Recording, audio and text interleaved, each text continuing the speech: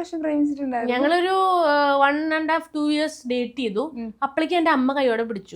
പിന്നെ പെട്ടെന്ന് നമ്മുടെ കല്യാണമൊക്കെ നടത്തി.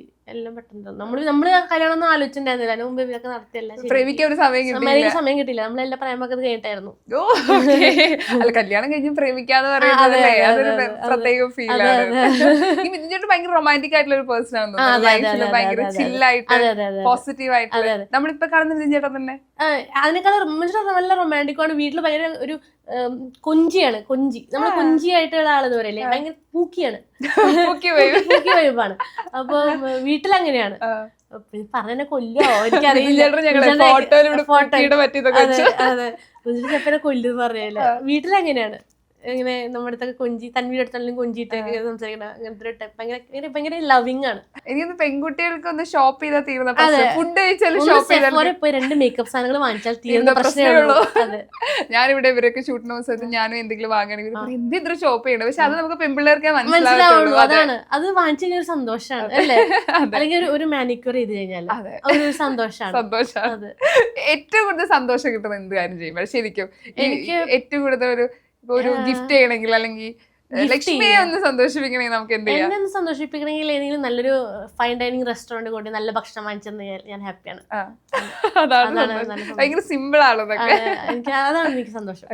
ഈ ആളുകളെ എപ്പോഴും നമ്മൾ ശ്രദ്ധിക്കണം, അല്ലെങ്കിൽ നമ്മളെപ്പോഴും പാമ്പർ ചെയ്യണം, അങ്ങനെ ഉണ്ടോ? അങ്ങനെയില്ല. മുൻചാട്ടിനെ എപ്പോഴും ശ്രദ്ധിക്കണം, പാമ്പർ ആണെന്നൊക്കെ ഉണ്ട് കേട്ടോ, മുൻചാട്ടിന്റെ കാര്യത്തിൽ മാത്രം. പിന്നെ അമ്മയും തന്നെയും ഒബ്വിയസ്ലി അവരാണല്ലോ എന്റെ വേൾഡ്. അപ്പൊ അവരുടെ ശ്രദ്ധ മാറിക്കഴിഞ്ഞാൽ എനിക്ക് ദേഷ്യം വരും. അവരുടെ ശ്രദ്ധ ഞാൻ മാറാൻ പാടില്ല, അല്ലെങ്കിൽ കുഴപ്പമില്ല. ശ്രദ്ധ കിട്ടിയില്ലെങ്കിൽ വയലുണ്ടാവും, അല്ലെങ്കിൽ കുഴപ്പമില്ല. ഇപ്പൊ ഒരു ലൈഫിന്റെ കരിയർ നോക്കുമ്പോ ഒത്തിരി കാര്യങ്ങൾ ട്രൈ ചെയ്യുന്നുണ്ട്, അല്ലെങ്കിൽ പുതിയ പുതിയ കാര്യങ്ങൾ ചെയ്യണം, അല്ലെങ്കിൽ വെറുതെ ഇരിക്കരുത് അങ്ങനെ ചിന്തിക്കുന്ന ഒരാളാ. ഇനിയിപ്പം ചെയ്യണം എന്ന് ആഗ്രഹമുള്ള കാര്യങ്ങളുണ്ടോ? ഇപ്പം യൂട്യൂബ് ആദ്യമായിട്ട് വെറുതെ തുടങ്ങിയ പോലെ തന്നെ എന്തെങ്കിലും ഒരു പുതിയതായിട്ട്, ഇപ്പൊ നമ്മൾ തുടങ്ങി അത് പെട്ടെന്ന് മടുത്തു, ഇനി അടുത്ത സാധനം തുടങ്ങാന്നുണ്ടല്ലോ, ഇനി അടുത്തതായിട്ട് എന്തെങ്കിലും പോട്രി ട്രൈ ചെയ്താൽ കൊള്ളാമെന്നുണ്ട്. പോട്രി ഉണ്ടല്ലോ, നമ്മളിങ്ങനെ കൊടൊക്കെ ഉണ്ടാക്കിയിട്ട് അത് കളിമണ്ണൊക്കെ വെച്ചിട്ട് അതൊന്ന് ട്രൈ ചെയ്താൽ കൊള്ളാമെന്നുണ്ട്. അപ്പൊ അവരുടെ വാങ്ങിച്ചു വെച്ചിട്ടുണ്ട് ഞാൻ ആമസോണിൽ നിന്ന്. തിരിച്ചു വന്നിട്ട് വേണം ട്രൈ ചെയ്ത് തുടങ്ങാൻ. ഒരു പ്രാവശ്യം ഉണ്ടാക്കി നോക്കിയപ്പോ ചെളിങ്ങിപ്പോയി. അപ്പൊ ഞാൻ വിചാരിച്ച് 2 ദിവസം കഴിഞ്ഞിട്ട് ഒന്നുകൂടി യൂട്യൂബ് നോക്കി പഠിച്ചിട്ട് ചെയ്യാന്ന്.